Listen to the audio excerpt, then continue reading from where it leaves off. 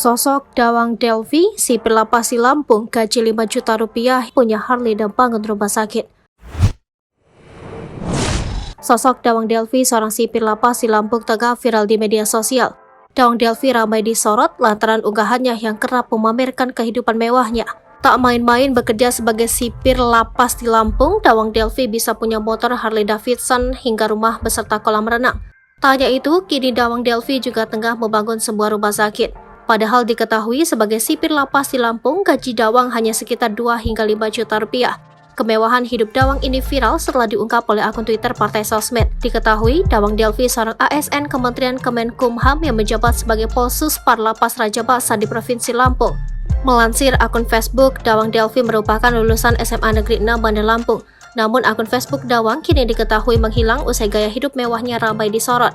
Dawang Delvi juga diketahui sedang merintis bisnis yang dapat dikatakan cukup besar, yakni rumah sakit. Sementara gaji Dawang Delvi yang menjabat sebagai Polsus Par Lapas diketahui sekitar 2 juta sampai 5 juta rupiah belum termasuk tunjangan kinerja. Sehingga akun Twitter Partai Sosmed menyebut dengan gaji segitu tak akan cukup untuk modal membangun rumah sakit.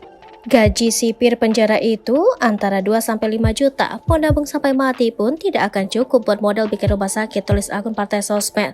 Seperti diketahui, saat ini gaya hidup mewah yang kerap dipamerkan pejabat maupun keluarganya mendapat sorotan tajam dari publik.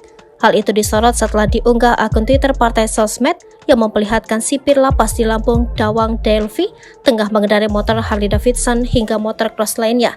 Sontak unggahan tersebut memantik beragam reaksi dari warganet terkait kebiasaan para pejabat hingga ASN pamer gaya hidup mewah di media sosial.